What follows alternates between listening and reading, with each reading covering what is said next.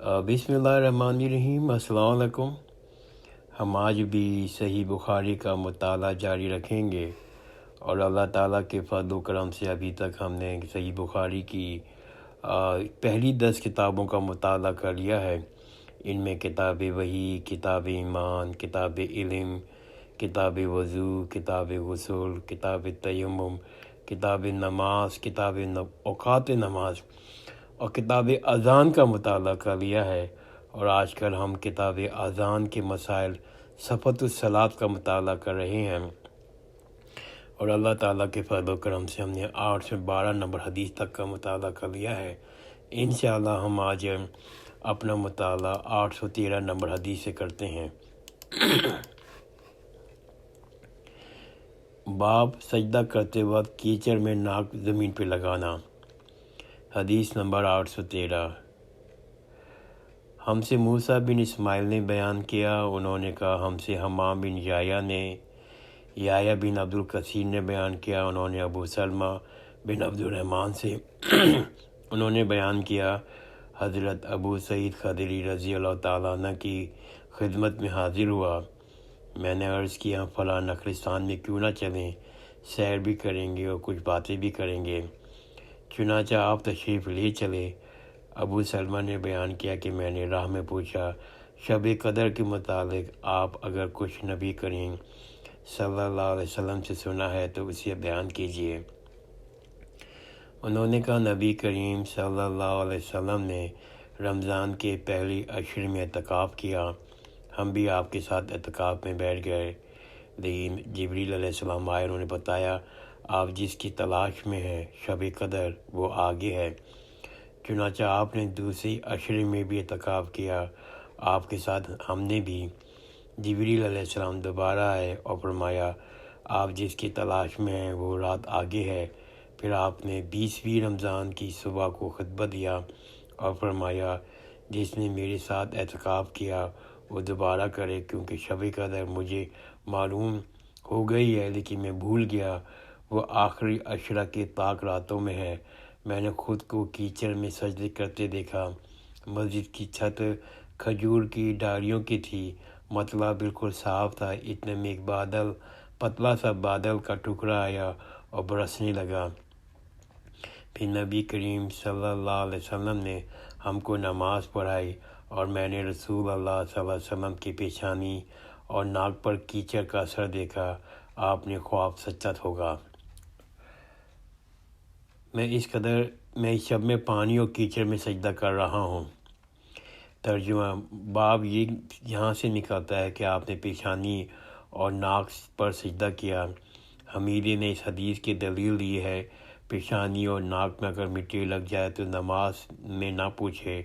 حضرت امام بخاری رحمۃ اللہ علیہ نے کا مقصد باب یہ ہے کہ سجدے میں ناک کو زمین پر رکھنا ضروری ہے، کیونکہ حضرت صلی اللہ علیہ وسلم نے زمین تر ہونے کے باوجود ناک زمین پہ لگائی اور کیچڑ کی کچھ پرواہ نہ کی، صلی اللہ علیہ وسلم۔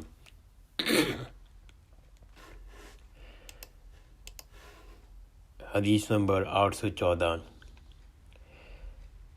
کپڑوں میں گرہ لگانا باندھنا کیسے ہے، اور جو شخص شرمگاہ کے کھل جانے کے خوف سے کپڑے کو جسم سے لپیٹ لے تو کیا حکم ہے۔ ہم نے محمد بن کثیر نے بیان کیا، کہا ہمیں سفیان نے ابو حازم سلمہ بن دینار کے واسطے سے خبر دی، انہوں نے سہل بن سعد سے، انہوں نے کہا کچھ لوگ حضرت صلی اللہ علیہ وسلم کے ساتھ تہمت چھوٹے ہونے کی وجہ سے انہیں گردنوں سے باندھ کر نماز پڑھتے تھے، اور عورتوں سے کہہ دیا گیا تھا کہ جب مرد اچھی طرح بیٹھ نہ جائیں تم اپنے سروں کو سجدے سے نہ اٹھاؤ۔ تشریح۔ اسلام کا ابتدائی دور تھا، صحابہ کرام ہر طرح کی تنگیوں کا شکار تھے۔ بعض لوگوں کے پاس تن پوشی کے لیے، جسم کو چھپانے کے لیے صرف ایک تہمد ہوتا تھا، بعض دفعہ وہ بھی ناکافی ہوتا، اس لیے عورتوں کو جب وہ جماعت میں شرکت کرتی تھیں یہ حکم دیا گیا، اس سے غرض یہ کہ عورتوں کی نگاہ مردوں کے سطح نہ پڑے۔ ایسی تنگ حالات میں بھی عورتوں کا نماز با جماعت میں پردے کے ساتھ شریک کرنا زمان نبوی میں معمول تھا۔ یہی مسئلہ آج بھی ہے۔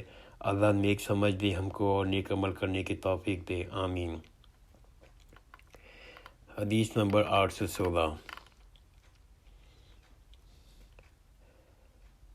باب اس بیان میں نماز میں کپڑے نہ سمیٹنا چاہیے۔ ہم سے موسیٰ بن اسماعیل نے بیان کیا، کہا ہم سے ابو عوانہ واضح نے، عمر بن دینار نے بیان کیا، انہوں نے طاؤس سے، انہوں نے حضرت ابن عباس سے، انہوں نے نبی کریم صلی اللہ علیہ وسلم سے، آپ نے فرمایا مجھے 5 ہڈیوں پہ اس طرح سجدہ کرنے کا حکم ہوا ہے، نہ بال سمیٹو نہ کپڑے۔ تشریح: مطلب یہ ہے کہ نماز پورے انہماک اور استراق کے ساتھ پڑھنی چاہیے۔ مطلب یہ کہ ہمیں پورا خشوع و خضوع کا احتیاط رکھنا چاہیے۔ سر کے بال اگر اتنے بڑے ہیں کہ سجدے کے وقت زمین پر پڑ جائیں یا نماز پڑھتے وقت کپڑے گرد آلود ہو جائیں تو کپڑے اور بالوں کو گرد غبار سے بچانے کے لیے سمیٹنا نہ چاہیے۔ یہ نماز میں خضوع اور استراق کا خلاف ہے۔ نماز کی اصل روح خشوع و خضوع ہے، جیسے کہ قرآن شریف میں آیا ہے الذین ہم فی صلاتہم خاشعون، یعنی مومن وہ ہے جو خشوع کے ساتھ دل لگا کے نماز پڑھتے ہیں۔ دوسری آیت بھی ہے کہ حافظوا علی الصلاۃ والصلاۃ الوسطیٰ وقوموا للہ وقانتین، یعنی کہ نماز کے لیے حفاظت کرو، خاص طور پر درمیانی والی نماز کی، اللہ کے لیے فرمانبردار بندے بن کے کھڑے ہو جاؤ۔ یہاں بھی قنوت سے مراد خشوع و خضوع ہی سے مراد ہے۔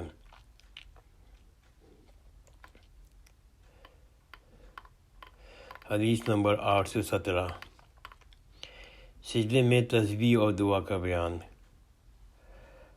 ہم سے مصدور بن مسعد نے بیان کیا، کہا ہم سے یحییٰ بن سعید قطان نے، سفیان ثوری سے، انہوں نے کہا مجھ سے منصور بن معتمر نے، موسیٰ بن صبی نے بیان کیا، انہوں نے مسروق سے، ان سے حضرت عائشہ رضی اللہ تعالیٰ عنہ نے فرمایا نبی کریم صلی اللہ علیہ وسلم سجدہ اور رکوع میں اکثر یہ پڑھا کرتے تھے سبحانک اللہم ربنا و بحمدک اللہم اغفر لی۔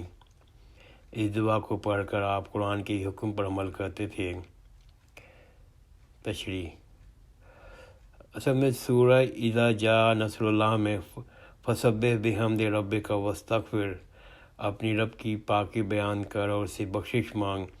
اس حکم کی روشنی میں آپ صلی اللہ علیہ وسلم سجدہ اور رکوع میں یہ دعا پڑھا کرتے تھے۔ اس کا ترجمہ یہ ہے، اے اللہ میں تیری حمد کے ساتھ تیری پاکیزگی، تیری پاکی بیان کرتا ہوں، اے اللہ مجھ کو بخش دے۔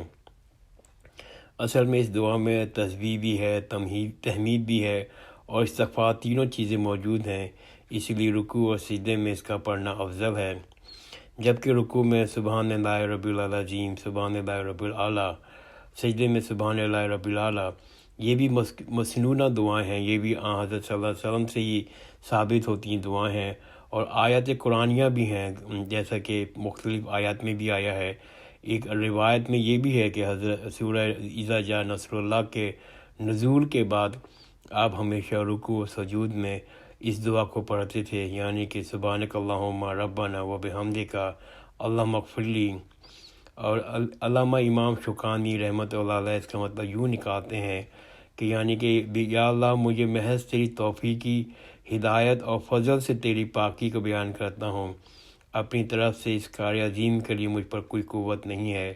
اور بعض روایت میں رکوع و سجدے میں دعا پڑھنا بھی آن حضرت صلی اللہ علیہ وسلم سے ثابت ہے۔ سبحان قدوس رب الملائکۃ والروح، یہ کہتے ہیں مسند احمد میں، اور صحیح مسلم سے بھی روایت ہوتا ہے، یعنی میرا رکوع، میرا سجدہ اس ذات واحد کے لیے ہے جو تمام و نقص سے، نقائص سے اور شرکا سے پاک ہے، وہ مقدس ہے، ہمیشہ کا اور جبریل کا بھی پروردگار ہے۔ حدیث نمبر 817۔ دونوں سجدوں کے درمیان ٹھہرنا۔ یہ باب ہے، باب دونوں سجدوں کے درمیان ٹھہرنا۔ حدیث نمبر 817۔ ہم سے ابو نعمان بن محمد فضل نے بیان کیا، کہا ہم سے حماد بن زید نے، ایوب سختیانی نے بیان کیا، انہوں نے ابو قلابہ عبداللہ بن زید سے کہا، مالک بن حویرث رضی اللہ تعالیٰ عنہ نے اپنے ساتھیوں سے کہا، میں نے تمہیں نبی کریم صلی اللہ علیہ وسلم کی نماز کیوں نہ سکھا دوں؟ ابو قلابہ نے کہا، یہ نماز کا وقت نہیں، مگر آپ ہمیں سکھانے کے لیے کھڑے ہو گئے، پھر رکوع کیا، تکبیر کہی، پھر سر اٹھایا، تھوڑی دیر کھڑے رہے، پھر سجدہ کیا، تھوڑی دیر کے لیے سجدے سے سر اٹھایا، پھر سجدہ کیا، سجدے سے تھوڑی دیر کے لیے سر اٹھایا۔ انہوں نے ہمارے شیخ عمرو بن سلمہ کی طرح نماز پڑھی۔ ایوب سختیانی نے کہا، وہ عمرو بن سلمہ نماز میں ایک ایسی چیز کیا کرتے تھے کہ دوسرے لوگ اس طرح کرتے میں نے نہیں دیکھا۔ یہ تیسری اور چوتھی رکعت میں سجدے سے فارغ ہو کے کھڑے ہونے سے پہلے بیٹھتے تھے، یعنی کہ جلسہ استراحت کرتے تھے، پھر نماز سکھانے کے بعد۔ حدیث نمبر 819۔ مالک بن حویرث نے بیان کیا، ہم نے نبی کریم صلی اللہ علیہ وسلم کی خدمت میں حاضر ہوئے، آپ کے یہاں ٹھہرے رہے۔ آپ نے فرمایا، بہتر ہے تم اپنے گھروں میں واپس جاؤ، دیکھو یہ نماز فلاں وقت اور یہ نماز فلاں وقت پڑھنا۔ جب نماز کا وقت ہو جائے تو ایک شخص تم میں سے اذان دے جو کہ تم میں بڑا ہو، وہ نماز پڑھائے۔ تشریح: جلسہ استراحت یعنی کہ پہلی اور تیسری رکعت کے خاتمے پر سجدہ سے اٹھتے وقت تھوڑی دیر بیٹھ لینے کو کہتے ہیں۔ تو جلسہ استراحت کیا ہے؟ جلسہ استراحت ہے جو پہلی اور تیسری رکعت کے خاتمے پر سجدے سے اٹھتے وقت تھوڑی دیر بیٹھ لینے کو کہتے ہیں۔ اور بعض نسخوں میں یہ عبارت ایک بار ہے، یعنی کہ چنانچہ نسخہ قحطانی میں عبارت ایک بار ہے، اور یہی معلوم ہوتا ہے کہ دوبارہ پھر بھی مطلب یہی ہوگا کہ دوسرا سجدہ کر کے تھوڑا ذرا بیٹھ جائے، جلسہ استراحت کرے، پھر کھڑے ہو۔ یہ جلسہ استراحت مستحب ہے۔ اور حدیث نمبر 820۔ ہم سے محمد بن عبد الرحیم سائقہ نے بیان کیا، انہوں نے کہا، ہم سے ابو احمد محمد بن عبداللہ زبیری نے کہا، ہم سے مصر بن قدام نے، حکم زبانی کوفی نے، انہوں نے عبد الرحمن بن ابی لیلہ سے، انہوں نے برا بن حازب رضی اللہ عنہ سے، انہوں نے کہا، نبی کریم صلی اللہ علیہ وسلم سجدہ، رکوع اور دونوں سجدوں کے درمیان بیٹھنے کا مقدار تقریباً برابر ہوتی تھی۔ انہوں نے کہا، نبی کریم صلی اللہ علیہ وسلم کا سجدہ، رکوع اور دونوں سجدوں کے درمیان بیٹھنے کی مقدار برابر ہوتی تھی۔ تشریح: کستانی نے کہا، یہ جماعت کی نماز کا ذکر ہے۔ اکیلے آدمی کو اختیار ہے وہ اعتدال اور قوما سے رکوع اور سجدہ دگنا کرے۔ تو یہ جو حدیث ہے یہ صرف جماعت کی نماز کے لیے، لیکن اگر آپ اپنی نماز پڑھ رہے ہیں تو آپ کے پاس اختیار ہے کہ آپ اپنا سجدے کو دگنا کر سکتے ہیں۔ حدیث نمبر 822۔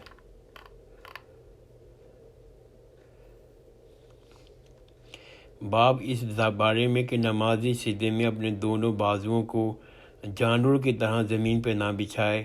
ابی حمید نے کہا کہ نبی کریم صلی اللہ علیہ وسلم نے سجدے کیا اور دونوں ہاتھ زمین پر رکھے، بازو نہیں پھیلائے، نہ ان کو پہلو سے ملایا۔ حدیث 822۔